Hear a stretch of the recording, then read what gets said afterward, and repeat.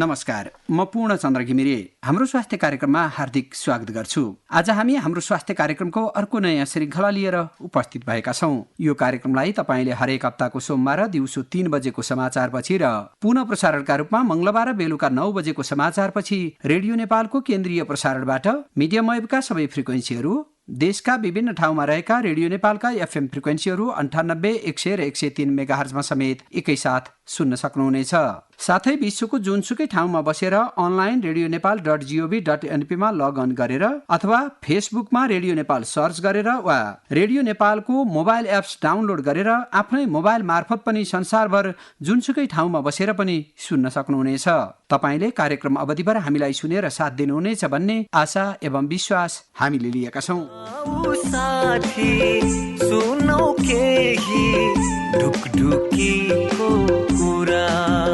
सबै नेपाली निरोगी स्वस्थ रहन्, यो हाम्रो चाहना हो। स्वास्थ्य नै धन हो, खुशी र सम्पन्नता हो। सकेसम्म रोग लाग्नै नदिऊ, लागिहालेमा समयमै उपचार गरौँ र जीवन बर्बाद हुनबाट आफू पनि बचौँ र अरूलाई पनि बचाऊ। यही कुरालाई मध्यनजर गरेर आम नेपालीको स्वास्थ्यलाई उच्च प्राथमिकता दिँदै हामीले निरन्तर रूपमा हाम्रो स्वास्थ्य कार्यक्रम प्रसारण गर्दै आएका छौँ। हामी कार्यक्रममा स्वस्थ जीवन र विभिन्न रोग संक्रमणबाट बच्ने बचाउने उपायको खोजी गर्ने गर्दछौँ। यसै सन्दर्भमा हामी स्वास्थ्यका विभिन्न पाटाहरूलाई केलाउने गर्छौँ, विषय विज्ञहरूसँग संवाद गर्छौँ। यहाँहरूले आफ्नो घर आँगनमै बसेर रेडियो नेपाल सुनेर धेरै जानकारी लिन सक्नुहुनेछ। यही आशा र विश्वासका साथ हरेक हप्ता हामी फरक फरक विषय लिएर आउने गर्छौँ। आजको कार्यक्रममा हामी विभिन्न रोग संक्रमणको पत्ता लगाउने विधि, रेडियोलोजी परीक्षण अथवा सर्वसाधारणले बुझ्ने साधारण भाषामा भन्दा x-ray, video x-ray, CT scan लगायतका विभिन्न नवीनतम विधिहरूको प्रयोगको बारेमा चर्चा गर्नेछौँ। मानव जीवन अनमोल छ। हामीलाई लाग्ने धेरै रोगको कारण हामी आफै नै हो। हाम्रो खानपिन, आहार व्यवहार, समयमै सजग सचेत नहुने बानी, शारीरिक अवस्था, स्वास्थ्यप्रतिको सजगता नहुनु जस्ता थुप्रै कारणले मानिसहरू विभिन्न रोग संक्रमणको शिकार भइरहेका छन्। हाम्रो अज्ञानता, सानो हेलचक्र्याई र लापरवाहीका कारण हामीलाई विभिन्न रोग लाग्ने, अलिकति ढिलो हुँदा पीडा, दुःख, खर्च र जीवनको क्षति हुने अवस्था पनि आउन सक्छ।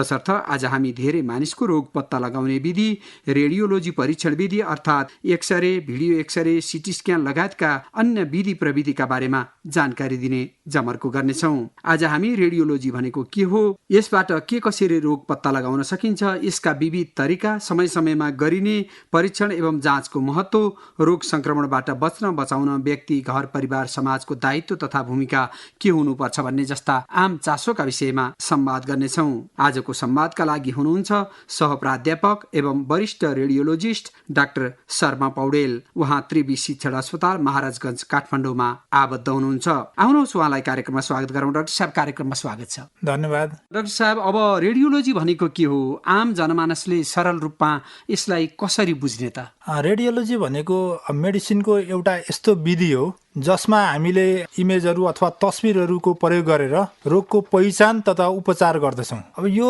पहिलादेखि नै प्रयोग भइरहेको विधि भए पनि धेरैलाई यसको बारेमा थाहा छैन। अब यसमा रेडियोलोजीमा रोग पत्ता लगाउन तथा कतिपय अवस्थामा उपचार गर्नको लागि विभिन्न प्रविधिहरू प्रयोग गरेर तस्बिरहरू अथवा इमेजहरू निकाल्छौँ र ती इमेजहरूको स्टडी गरेर हामीले रोगको पहिचान गर्दछौँ। अब अहिलेसम्म हामीले बुझेको चाहिँ रोग पत्ता लगाउने विधि भनेर बुझेका थियौँ। यहाँले थप अर्को विधि पनि अहिले प्रश्न पारिदिनु भयो।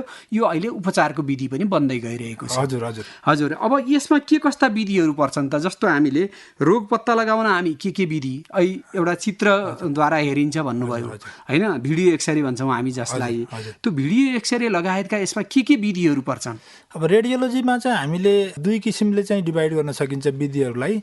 एउटा विकिरणको प्रयोग गरेर हुने विधिहरू जस्तै एक्सरे, सिटी स्क्यान, म्यामोग्राफी, तिनीहरूमा चाहिँ रेडिएसन अर्थात् विकिरणको प्रयोग हुन्छ। त्यो प्रयोग गरेर हामीले चाहिँ तस्बिरहरू निकाल्छौँ। त्यो एउटा प्रविधि छ। अर्को प्रविधि भनेको हामीले विकिरण प्रयोग नगरिकन, जस्तै आवाजको प्रयोग गरेर युज हुने अल्ट्रासाउन्ड, जसलाई हामीले सबैले बुझ्ने भाषामा चाहिँ भिडियो एक्सरे भन्छौँ। त्यस्तै एमआरआई, जसलाई चाहिँ म्याग्नेटिक रिजोनेन्स इमेजिङ भन्छ। यिनीहरू दुईटा विधिहरू चाहिँ धेरै जसो विकिरण प्रयोग नगरिकन गर्छौँ। हजुर, मेन चाहिँ दुईटा क्याटेगोरीको चाहिँ यिनै दुईटा विधिहरू हो। हजुर, जस्तो हामीले एउटा विकिरण प्रयोग गरेर एउटा विकिरण प्रयोग नगरिकन, अब विकिरण प्रयोग गरेर गर्नेमा जस्तो हाम्रो एक्सरे हैन, एक्सरे, म्यामोग्राम, सिटी स्क्यान यिनीहरू अब विकिरण प्रयोग हुने भए यसले चाहिँ अलिकति हामीलाई सायद असर पनि गर्ला। त्यस विषयमा अहिले हामी छलफल गरौँला। अर्को चाहिँ अब हामीले विकिरणको प्रयोग नगर्ने जस्तो भिडियो एक्सरे, म्यामोग्राममा पनि विकिरण प्रयोग हुन्छ।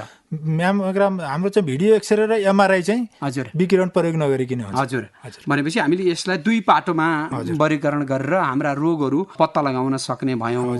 अब यो कुन शरीरका कुन अङ्ग र ठाउँहरूको परीक्षण गर्न सकिन्छ हामीले यसरी? शरीरको लगभग प्राय सबै अङ्गहरूको चाहिँ परीक्षण गर्न सकिन्छ, सिरदेखि पैतालासम्म।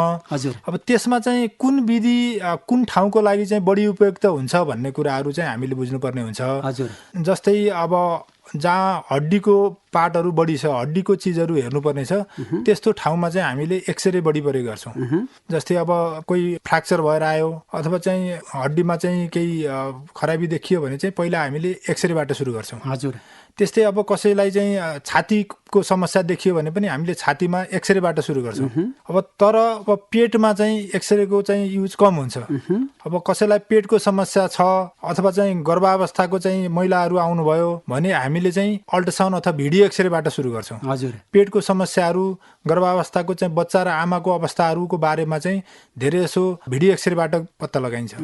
अब सिटी स्क्यान, एमआरआई चाहिँ अलिकति महँगो र अलि सफिस्टिकेटेड अथवा कम्प्लिकेटेड प्रविधि भएको हुनाले हामीले तिनलाई सकेसम्म पछि मात्रै प्रयोग गर्छौँ। हजुर, जस्तो एक्सरेबाट पत्ता लागेन भने, एक्सरेबाट अथवा चाहिँ अल्ट्रासाउन्डबाट पत्ता लागेन भने, अथवा हामीले चाहिँ हेर्दाखेरि केही खराबी देखियो तर ठ्याक्क डायग्नोसिस दिन सकिएन भने हामी सिटी स्क्यान र एमआरआईतिर जान्छौँ। हजुर, अब सिटी स्क्यान र एमआरआई पनि कस्तो अवस्थामा गर्ने भन्ने तिनीहरूको चाहिँ फरक प्रयोगहरू छ। हजुर, जस्तै सिटी स्क्यानले चाहिँ हड्डीको चाहिँ जुन बोनहरूको पार्टहरू चाहिँ राम्रोसँग देखिन्छ, त्यसै छातीमा फोक्सोहरूको अवस्था अनि पेटको चाहिँ सामान्य अवस्थाहरू चाहिँ सिटी स्क्यानमा राम्रो देखिन्छ। हजुर, भने हामीले चाहिँ ब्रेनमा, टाउकोमा अनि त्यसपछि ढाडमा, जोर्नीहरूमा धेरै जसो चाहिँ एमआरआई प्रयोग गर्छौँ। हजुर, र कति अवस्थामा चाहिँ जस्तै गर्भावस्थामा हामीले सिटी स्क्यान, एक्सरे प्रयोग गर्न नमिल्ने अवस्थामा हामी चाहिँ भिडियो एक्सरे अथवा चाहिँ एमआरआईतिर बढी जोड दिन्छौँ। हजुर, अब हामीले यसरी रोग पत्ता लगाउने हामीले कार्य गर्ने भयौँ। हजुर, अब यसका परीक्षण विधिहरू यस्ता भए जस्तो यसलाई हामीले अब सुरुमा हामीले दुई खण्डमा हेऱ्यौँ। एउटा चाहिँ निदान रोग पत्ता लगाउने र अर्को चाहिँ उपचार गर्ने। र हामीले पहिलो चरणमा चाहिँ रोग पत्ता लगाउने सन्दर्भमा गर्दा हामीले यी 5वटा विधिहरू हैन अपनायौँ। 5वटा विधिमध्ये पनि हड्डीसँग सम्बन्धित छ भनेदेखि हामी एक्सरेबाट सुरु गर्छौँ र देखिएसम्म हामी एक्सरेमै समाधान खोज्ने प्रयत्न गर्छौँ। यदि त्यसबाट भएन भने हामी त्योभन्दा अलि महँगा भए पनि कमसेकम सकभर आम नागरिकलाई मर्का नपरोस्, सजिलै सानै खर्चले होस् भनेर हामीले एक्सरेबाट सुरु गर्छौँ र पछाडि यसलाई विस्तार गर्दै लैजाने कुरा यहाँले उल्लेख गर्नुभयो। अब हामीले रोग पत्ता लगाउन गरेका यस्ता विधि प्रविधिहरू कुन अवसरमा, जस्तो यहाँले भन्नुभयो नि हड्डीसँग भए त एक्सरे गर्ने हैन, यो शरीरका अङ्गहरू यसरी हामीले खोज्ने भयौँ। त्यसमा नखोजिएर अथवा नपाइएर फेला नपारेका अवस्थामा हामीले त्योभन्दा माथिल्लोमा जाने भयौँ। फाइदा बेफाइदा पनि होला, यो धेरै गर्न पर्यो। किनभने कुनै जस्तो एक्सरेबाट फेरि सिटी स्क्यानमा जाँदा अहिले भनियो नि हामीले रेडियोलोजी विकिरणका कुराहरू होलान्। अब यसका फाइदा बेफाइदा पनि होलान्। फाइदा र बेफाइदाका बारेमा पनि अलिकति बताइदिनुहोस् न। अब सुरुमा एक्सरेबाटै सुरु गरौँ। हजुर, एक्सरेबाटै सुरु। अब एक्सरे सबभन्दा फाइदा भनेको चाहिँ यो सस्तो छ, धेरै ठाउँमा सजिलै उपलब्ध छ। हजुर, र कतिपय अवस्थामा हामीले एक्सरेबाटै रोग पत्ता पनि लगाउन सक्छौँ। जस्तै खुट्टाको फ्र्याक्चर हेर्नु पर्यो भने एक्सरेले पर्याप्त हुन पनि सक्छ। हजुर, अब यसको बेफाइदा भनेको एउटा त हामीले यसमा विकिरण युज गर्छौँ। विकिरणले चाहिँ हाम्रो शरीरमा स्पेसली बच्चाहरूमा चाहिँ अनावश्यक तत्त्वहरू अथवा रोगहरू निम्त्याउन सक्छ। त्यो भएर त्यसलाई हामीले सकेसम्म कम युज गर्छौँ। हजुर, अनि त्यसको चाहिँ मेन बेफाइदा भनेको त्यही हो। जस्तो एक्सरे गरेको ठाउँमा कोठामा कसैलाई जान नदिएर बन्द कोठाभित्र गर्छौँ हामी हैन, यो बचाउनका लागि गरिएको, अरूलाई बचाउनको लागि गर्छौँ। हजुर, र अर्को बेफाइदा भनेको एक्सरेबाट अहिलेका धेरै रोगहरू पत्ता लगाउन पनि सकिँदैन हामीले। कति अवस्थामा पत्ता लगाउन सके पनि धेरै रोगहरू यस्ता छन् जुन एक्सरेबाट मात्रै हामीले पत्ता लगाउन सक्दैनौँ। हजुर, त्यो चाहिँ अर्को बेफाइदा हो। हजुर, जस्तै हामी उदाहरण दिन सक्छौँ। जस्तै अब क्यान्सरहरू भयो भने अब हामीले एक्सरे गरेर हामीलाई खासै फाइदा हुँदैन। जस्तै फोक्सोको चाहिँ सुरुमा क्यान्सर छ कि भन्ने शङ्का गर्न त एक्सरेमा सकिन्छ, तर त्यसको लागि चाहिँ यो कुन अवस्थाको छ, कत्रो साइजको छ, अन्त फैलिएको छ छैन भनेर हामीले चाहिँ सिटी स्क्यान अथवा एमआरआईहरू गर्नुपर्ने हुन्छ। हजुर, अब एक्सरे पछि हामी भिडियो एक्सरेको सन्दर्भमा भिडियो एक्सरेको चाहिँ फाइदा के छ भने यसमा चाहिँ विकिरणको प्रयोग हुँदैन। त्यसले गर्दा हामी बच्चाहरूमा गर्भावस्थामा जहाँ चाहिँ विकिरणको असर अलि बढी हुन्छ त्यस्तो अवस्थामा पनि हामीले भिडियो एक्सरे युज गर्न सकिने भयो। दोस्रो यसको फाइदा के छ भने पेटको रोगहरू धेरै अवस्थामा जस्तै पित्तथलीको पत्थरीहरू भयो, मृगौलाको पत्थरीहरू भयो, कहिलेकाहीँ मासुको डल्लाहरू भयो, त्यो चाहिँ भिडियो एक्सरेमा हामीले पत्ता लगाउन सक्छौँ। हजुर, त्यस्तै अहिले हामीले चाहिँ स्तनको भिडियो एक्सरे हुन्छ, त्यस्तै थाइरोइडको भिडियो एक्सरे हुन्छ। हजुर, तिनीहरूबाट पनि हामीले रोग पत्ता लगाउन सकिन्छ। अर्को भिडियो एक्सरेको फाइदा के छ भने भिडियो एक्सरेमा हामीले उपचार पद्धतिको लागि जस्तै बायोप्सीहरू गर्नलाई कुन ठाउँबाट बायोप्सी गर्ने, डायग्नोसिस गर्नलाई कुन ठाउँबाट बायोप्सी गर्ने भन्ने चाहिँ भिडियो एक्सरेबाट हामीले हेरेर बायोप्सीहरू उपचारहरू गर्न पनि सकिन्छ। त्यो चाहिँ यसको फाइदाहरू भयो। हजुर, अब यसको बेफाइदाहरू भनेको चाहिँ अलिकति मानिसमा डिपेन्डेन्ट पनि हुन्छ। भनेको व्यक्तिगत अवस्थामा फरक फरक रिजल्ट आउन सक्छ। हजुर, जस्तो एउटा व्यक्तिले गर्दा एउटा रिजल्ट, अर्को व्यक्तिले गर्दा अर्को रिजल्ट पनि आउन सक्छ। यसलाई हामीले चाहिँ अलिकति सब्जेक्टिभ भेरिएसन पनि भन्छौँ। हजुर, वास्तवमा यस्तो हुन्छ किन? अब यसमा चाहिँ धेरै फ्याक्टरहरू हुन्छन्। अब एउटा त अब यो आफैले हेर्ने प्रविधि भयो, यसमा इमेजहरू स्टोर्ड युजली हुँदैन। हजुर, त्यसले गर्दाखेरि चाहिँ त्यो भागमा सफिसियन्ट टाइम दिएर हेरियो कि हेरिएन, त्यो भाग कहिलेकाहीँ हेर्नलाई छुट्या पनि हुनसक्छ। अब कहिलेकाहीँ अब ग्यासहरूले गर्दा त्यो भाग नदेखिएको पनि हुनसक्छ। त्यस्तो अवस्थामा चाहिँ फरक फरक रिजल्ट पनि आउन सक्छ एउटा। त्यसलाई हामीले चाहिँ सब्जेक्टिभ भेरिएसन भन्छौँ त्यसलाई। त्यो चाहिँ हुने भिडियो एक्सरेमा चाहिँ धेरै हुन्छ, सम्भावना धेरै हुन्छ। त्यो चाहिँ यसको मेन बेफाइदा त्यो हो। अर्को यसबाट चाहिँ हामीले जुन हड्डीहरू र जहाँ चाहिँ हावा हुन्छ त्यो एरियाहरू चाहिँ राम्रोसँग हेर्न सक्दैनौँ। त्यही भएर फोक्सोको लागि अन्त पेटमा पनि धेरै ग्यासहरू भयो भने त्यसको अवस्थामा हार्टहरूको हामीले चाहिँ भिडियो एक्सरेमा त्यति राम्रोसँग हेर्न सक्दैनौँ।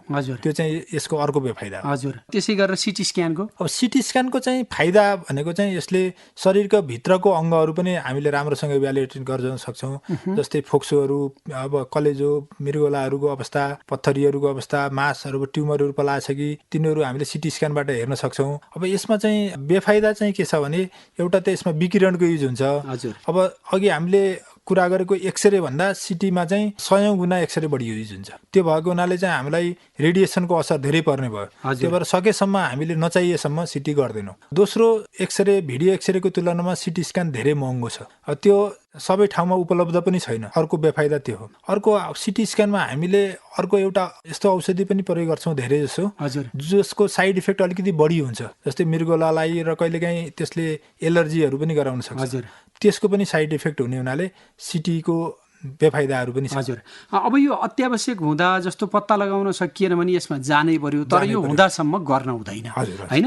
यो भयो। अनि जस्तो एमआरआई भन्छौँ नि हामी, एमआरआईका पनि फाइदा बेफाइदा होलान्, कस्तो अवस्थामा गर्ने? पक्कै छन्। हजुर, अब एमआरआईको फाइदा के छ भने एमआरआईमा हाम्रो जुन हड्डी बाहेकको अरू सब टिस्यु भन्छौँ हामीले, मासुहरू, अरू अर्गानहरू, तिनीहरूको चाहिँ रोगहरू चाहिँ सिटीमा भन्दा राम्रोसँग देखिन्छ। र स्पेसल्ली ब्रेनमा, टाउकोभित्र अनि ढाडमा, जोर्नीहरूमा एमआरआईले सिटी अरू विधाबाट दिने भन्दा धेरै राम्रो इमेजहरू दिन्छ। हजुर, त्यो भएको हुनाले अरू एक्सरेमा अथवा भिडियो एक्सरेमा चाहिँ रोग पत्ता लगाएन, जस्तै जोर्नीहरूको भने, अथवा चाहिँ टाउकोभित्र सिटी स्क्यानले राम्रोसँग देखाएन भने हामी चाहिँ एमआरआई प्रयोग गर्छौँ। र कति अवस्थामा चाहिँ हामीले सिटी स्क्यान, भिडियो एक्सरेहरूसँग चाहिँ एमआरआई कम्बाइन गर्नुपर्ने हुन्छ। त्यो चाहिँ यसको चाहिँ एमआरआईको फाइदा चाहिँ त्यो हो। अब यसको अर्को फाइदा भनेको यसमा हामीले विकिरण युज गर्दैनौँ। यसमा चाहिँ म्याग्नेट भनेको चाहिँ चुम्बकीय शक्ति प्रयोग गरेर हामीले तस्बिरहरू निकाल्छौँ। त्यसले गर्दाखेरि यसमा विकिरणको प्रयोग हुँदैन। त्यो भएको हुनाले हामीले बच्चाहरू, प्रेग्नेन्सीहरू भनेको गर्भावस्थामा पनि प्रयोग गर्न सकिने भयो। अब यदि कसैलाई चाहिँ पटक पटक गर्नुपर्छ भने सिटी भन्दा हामीले एमआरआईमा जान सुझाव दिने भयो, किनभने विकिरणको कारणले गर्दा। अब यसको मेन बेफाइदा भनेको एउटा त पैसाको कुरा आउँछ। एमआरआई चाहिँ धेरै महँगो पर्छ अरू प्रविधिको तुलनामा, र यो महँगो पर्ने हुनाले सबै ठाउँमा उपलब्ध पनि छैन, सजिलो उपलब्ध छैन। देशको चाहिँ ठुलो सहरहरूमा मात्रै यो उपलब्ध छ। त्यो मेन यसको चाहिँ लिमिटेसन त्यो छ। अब अर्को यसको बेफाइदा भनेको चाहिँ अब जो मान्छे अरू इमर्जेन्सीमा अलि बढी चल्ने बिरामीहरू छ, हजुर, अब इमर्जेन्सीमा चाहिँ अलि अक्सिजन लगाउनु पर्ने, मोनिटरिङ गर्नुपर्ने बिरामीहरू छ भने यो एमआरआईमा चाहिँ अलिकति बढी टाइम लाग्छ सिटी स्क्यानको भन्दा। हजुर, त्यसले त्यस्तो बिरामीहरूको लागि त्यति उपयुक्त हुँदैन। हजुर। अब त्यस्तै गरेर मेमोग्राम भनेर अहिले पछिल्लो समयमा अलि धेरैका जनजीवनमा जोडिने मेमोग्रामको बारेमा पनि अलिकति बताइदिनुहोस् न। मेमोग्राम भनेको यो पनि विकिरण प्रयोग गरेर स्तनको जाँच गर्ने एउटा एक्सरे हो, एक्सरे प्रविधि नै हो, तर यसमा special kind of x-ray use गरेर हामीले स्तनको बारेमा हेर्छौँ। हजुर। अब मेमोग्राम मेनली हामीले स्तनको क्यान्सरहरू पत्ता लगाउनको लागि, हजुर, एउटा चाहिँ बिरामीलाई थाहा हुनुभन्दा अगाडि पत्ता लगाउने, त्यसलाई हामीले स्क्रिनिङ मेमोग्राफी भन्छौँ। अर्को बिरामीलाई चाहिँ केही गिर्खाहरू आयो अथवा चाहिँ केही समस्या भयो र मेमोग्राम गर्नु पर्यो भने त्यसलाई हामीले चाहिँ डायग्नोस्टिक मेमो भन्छौँ। अब यसमा एक्सरे प्रयोग गर्ने हुन्छ र मेन हाम्रो त्यसमा उद्देश्य भनेको क्यान्सर छ कि छैन, हजुर, क्यान्सरको लागि चाहिँ हेर्ने प्रविधि हो यो। अब यो प्रविधि अहिले धेरै सहरहरूमा उपलब्ध पनि छ र धेरै क्यान्सर सोसाइटीहरूले यसको चाहिँ स्क्रिनिङ भनेको रोगको लक्षण आउनुभन्दा पहिल्यै प्रयोग गर्ने भनेर चाहिँ सुझाव पनि दिएको छ। हजुर। अब यसमा चाहिँ मेन हामीले 40 वर्षभन्दा माथिको स्वस्थ मान्छेहरू र अथवा चाहिँ जसलाई समस्या छ त्यो दुइटै महिलाहरूको लागि चाहिँ हामीले मेमोग्राम युज गर्छौँ। हजुर। जस्तो यसले बिरामी हुनुभन्दा अथवा क्यान्सर आउँदैछ भनेर पूर्व सङ्केतका रूपमा पनि यसबाट हेर्न सकिन्छ, हुन सक्ने सम्भावना पनि यसले आकलन गर्न सकिन्छ। सम्भावना होइन, यसले चाहिँ मान्छेलाई लक्षण देखिनुभन्दा पहिला सानो सानो ट्युमरहरू पनि देखाउन सक्ने भयो। हजुर। लक्षण आउनुभन्दा पहिला क्यान्सर त त्यहाँ भएको हुनु पर्यो, नभएको यसले देखाउँदैन। तर सानो अवस्थामा छ, बाहिर लक्षण आइसकेका छैन, गिर्खाहरू छैन भने पनि देखिने भयो। जस्तो क्यान्सर आजको भोलि हुने कुरा त होइन होला यो, किनभने यो गिर्खा अलिअलि बढ्दै जाने गर्दै जाने होला। जस्तो मानिसले हरेक वर्ष अथवा 2 वर्ष यहाँहरूको सेड्युलले कति समयमा गर्न माग गर्छ त्यो अनुसार यहाँले भने जस्तै 40 वर्ष काटेका महिला दिदीबहिनीहरूले कति समयमा यो मेमोग्राम गर्न आवश्यक छ क्यान्सरले, किनभने अहिले धेरै मानिसहरू प्रताडित भइरहेको र यसबाट कसरी बच्ने भनेर एउटा जनमानसमा छटपटीको विषय भइरहेको हुनाले मैले यहाँलाई अलि फोकस गरेर यसमा केही कुराहरू राखिदिन आग्रह गरेँ। जस्तो यो मेमोग्राम कति समयमा गर्ने, 40 कटेका अथवा 50 को हाराहारी पुगेका अथवा उमेर ढल्किँदै गएका आमा दिदीबहिनीहरूले कति उमेरमा गर्ने र यो कमसेकम उसलाई सुरु हुनुभन्दा कति अगाडिसम्म हामी देख्न सक्छौँ यसबाट चाहिँ? अब यसमा चाहिँ कहिले सुरु गर्ने भन्ने विभिन्न देशको गाइडलाइनहरू फरक छ। जस्तै अब अमेरिकामै पनि तपाईँको क्यान्सर सोसाइटीको र रेडियोलोजी सोसाइटीको चाहिँ गाइडलाइन फरक छ। हजुर।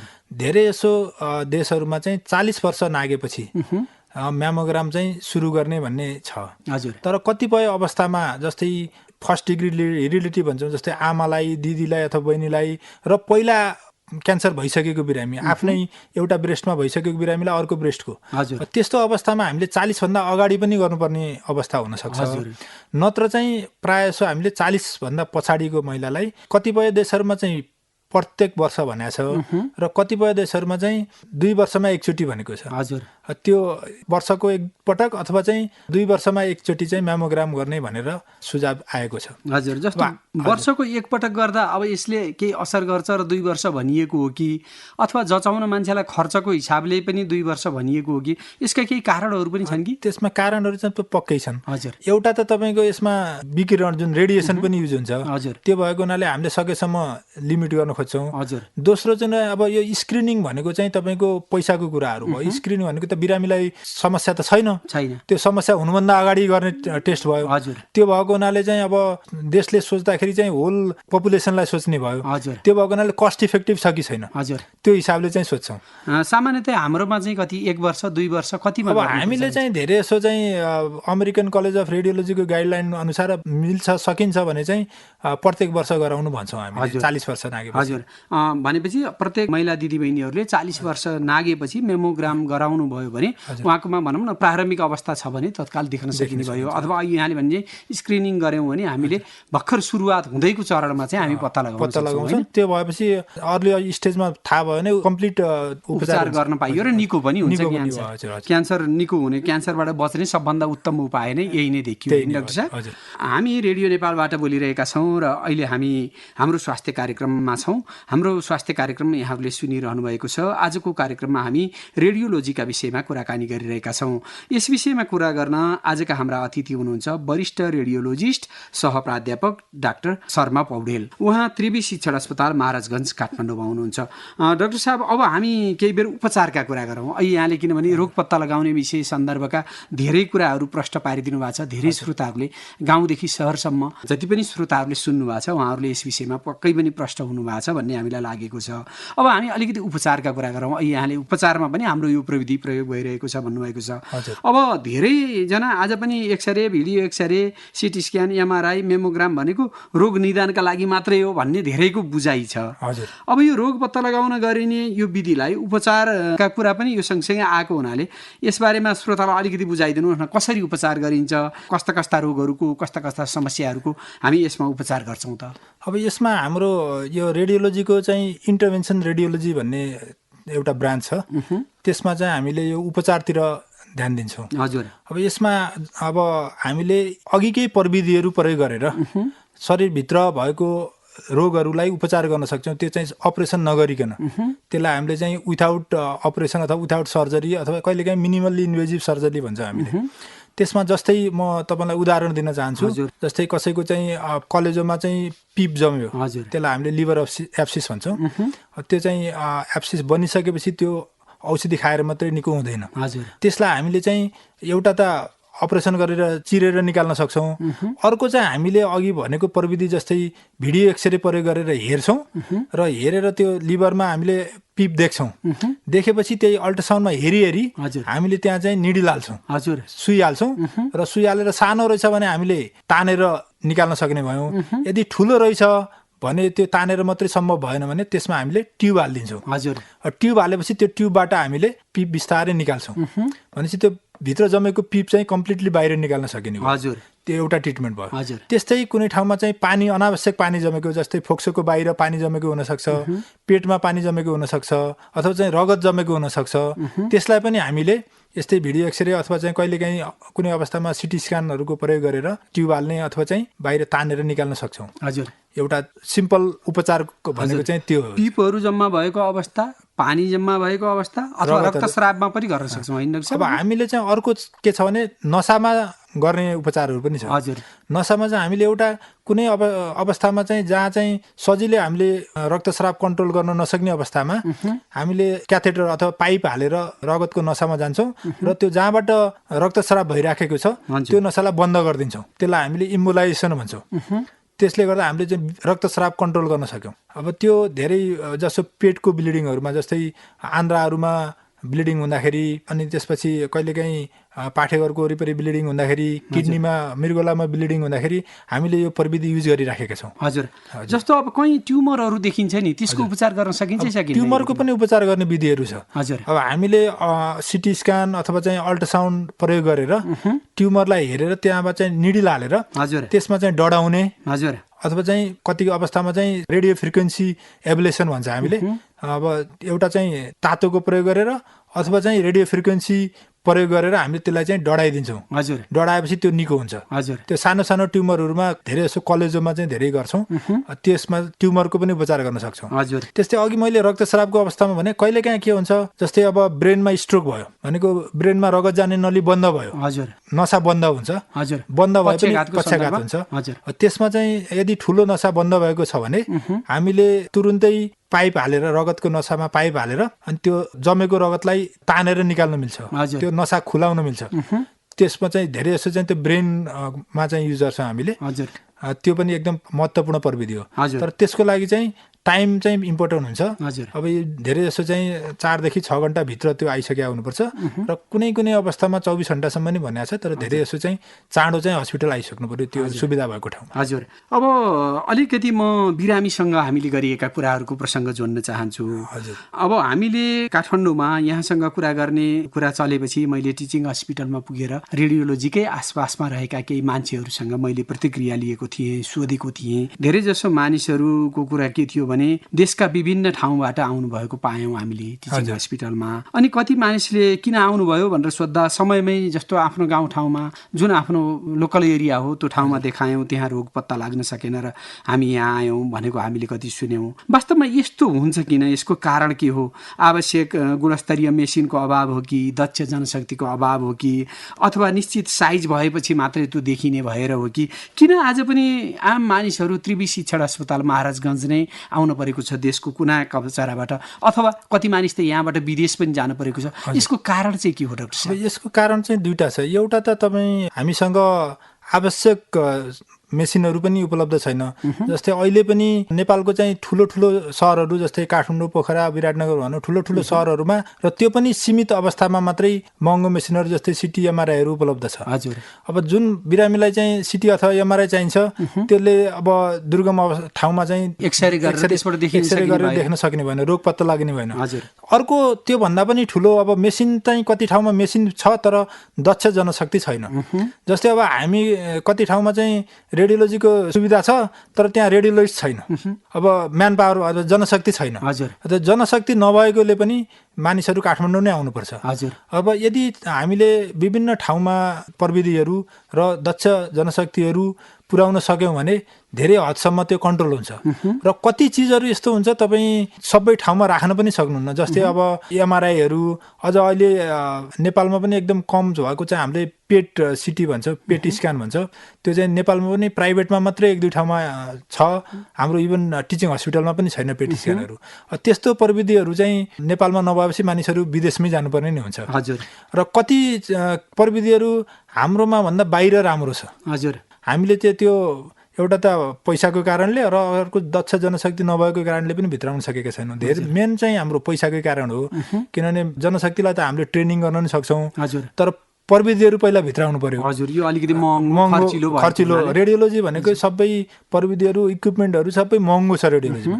त्यसले गर्दा सजिलै उपलब्ध गराउन पनि अलिकति गाह्रो छ र हामीसँग अझै पनि बाहिर भएको प्रविधिहरू छैन। हजुर। त्यसले गर्दा पनि कतिपय अवस्थामा हामीले बिरामीहरू गाउँबाट टिचिङ हस्पिटलमा आए पनि हामीले पनि रोग पत्ता लगाउन सक्दैनौँ र तपाईँहरू चाहिँ बाहिर जानुहोस् भन्ने कतिपय अवस्थामा हामीले पनि भन्छौँ। र कतिपय अवस्थामा चाहिँ रोगको पहिचान भए पनि अब उपचार चाहिँ यहाँभन्दा बाहिर राम्रो हुन्छ भनेर हामीले पनि पठाउँछौँ कतिपय अवस्थामा।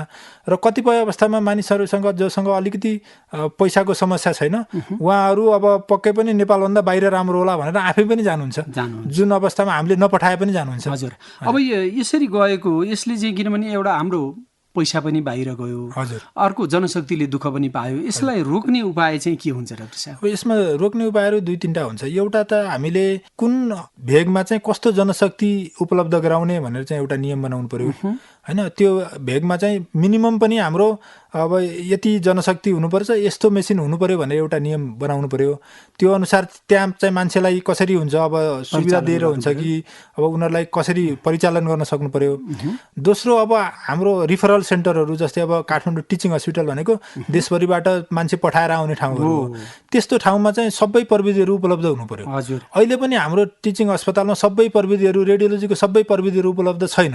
त्यो चाहिँ मेनली पैसाकै कारणले हो। सरकारले चाहिँ त्यस्तो सेन्टरहरूमा चाहिँ पहल गरेर मेसिनहरू चाहिँ उपलब्ध गराइदिनु पर्यो। र कतिपय अवस्थामा चाहिँ हामीलाई अब मेसिन छ तर आवश्यक ट्रेनिङ छैन। हजुर। हैन, त्यस्तो अवस्था पनि छ। हजुर। त्यसलाई पहिचान गरेर हामीलाई कहाँ पठाएर हुन्छ, हजुर, अथवा चाहिँ बाहिरबाट मान्छे बोलाएर हुन्छ कि अथवा यहाँको जनशक्तिलाई बाहिर पठाएर हुन्छ, ट्रेनिङ पनि पठाउनु पर्यो। हजुर। त्यो तीनटा कुराहरूमा चाहिँ फोकस गर्नु पर्यो। हजुर। अब हामी कार्यक्रमको अन्त्यतिर आइसकेका छौँ, समय घर्किसकेको छ। यहाँ आम नेपालीले आशा भरोसा र विश्वास गरेको त्रिवी शिक्षण अस्पताल महाराजगञ्ज काठमाडौँमा सेवा लिन आउने नागरिकहरूलाई अनवरत रूपमा सेवा दिइरहनु भएको छ। के कस्तो सेवा खोजेर आएको पाउनु भएको छ? अहिले मैले आउने व्यक्तिहरूको अलिकति कुराहरू यहाँ उल्लेख गरेँ र हामी त्रिवी शिक्षण अस्पतालबाट के कस्ता सेवा सुविधाहरू दिइरहेका छौँ अहिलेको अवस्थामा? अब त्रिवी शिक्षण अस्पतालमा अघि मैले भनेको हामीले जुन प्रविधिहरू कुरा गऱ्यौँ त्यो लगभग सबै प्रविधिहरू छ। पाँचवटा प्रविधिहरू छ र हामीले त्यहाँ उपचार पनि गरिराखेका छौँ। जुन मैले अघि पिप तान्नेदेखि लिएर रक्तस्राव रोक्नेहरू भन्यौँ त्यो प्रविधिहरू छ। अब बाहिर त्यो प्रविधिहरू त्यति उपलब्ध छैन।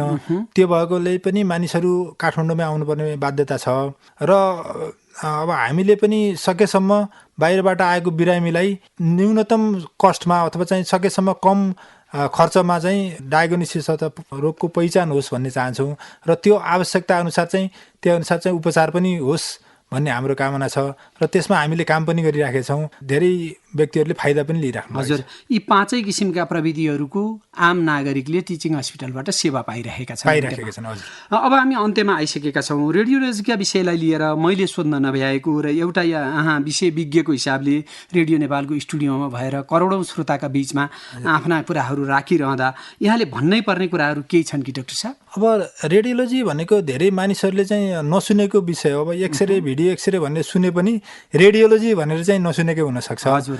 अब त्यो रेडियोलोजी भनेको चाहिँ पहिलेदेखि भएकै विषय हो, तर त्यसलाई हामीले अहिलेको मोडर्न युगमा चाहिँ रोग पहिचान र उपचार जुन अघि मैले भने त्यसको लागि चाहिँ प्रयोग गर्ने सक्ने हुनाले सकेसम्म त्यसको बारेमा सबैजनाले चाहिँ थाहा पाएर त्यसको फाइदा बेफाइदाको बारेमा थाहा पाएर रोगको पहिचान तथा उपचार गर्नु पर्यो।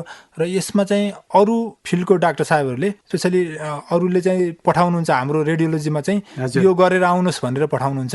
अब उहाँहरूले पनि उपयुक्त टेस्ट कुन हो त्यो थाहा पाएर पठाइदिनु भयो भने अनि सबै बिरामीहरूलाई फाइदा हुन्छ। हजुर, यस्तो व्यस्त समयका बावजुद आफ्नो अमूल्य समय र विचार रेडियो नेपाललाई दिनुभयो। यो समय र संवादका लागि यहाँलाई धन्यवाद दिन चाहन्छौँ। मलाई पनि यो रेडियो नेपालमा निम्ताएर मेरो आफ्नो कुराहरू राख्ने अवसर दिनुभएकोमा हजुर लगायत सम्पूर्ण प्राविधिक टिमलाई धन्यवाद दिन चाहन्छु र सम्पूर्ण श्रोताहरूलाई नमस्कार भन्न चाहन्छु। उहाँ हुनुहुन्थ्यो वरिष्ठ रेडियोलोजिस्ट सह प्राध्यापक डाक्टर शर्मा पौडेल। उहाँ त्रिवी शिक्षण अस्पताल महाराजगञ्ज काठमाडौँमा आबद्ध हुनुहुन्छ। अब भने हामी कार्यक्रमको अन्त्यतिर आइसकेका छौँ। आजको कार्यक्रम कस्तो लाग्यो? कार्यक्रमका बारेमा तपाईँका केही सल्लाह सुझाव र प्रतिक्रिया छन् भने दिन नभुल्नुहोला। पत्राचारका लागि कार्यक्रमको ठेगाना हो कार्यक्रम हाम्रो स्वास्थ्य, radio Nepal, post box number 634, Singhadurbar, Kathmandu, Nepal. यदि तपाईँसँग इमेलको पहुँच छ भने इमेलमा लेखी पठाउन सक्नुहुनेछ। हाम्रो इमेल आइडी यस प्रकार रहेको छ स्वास्थ्यहाम्रो@gmail.com। आजको कार्यक्रम सुनिदिनु भएकोमा सम्पूर्ण श्रोताहरूलाई हार्दिक धन्यवाद दिँदै अर्को श्रृङ्खला लिएर भेट्न आउने संकल्पका साथ कार्यक्रमबाट म पूर्णचन्द्र घिमिरे पनि बिदा हुन्छु। यहाँहरूको बाँकी समय सुखद रहोस्। हवस् त, नमस्कार। जल्छ मुटु धुम्र पानले उड्छ धुवा सरी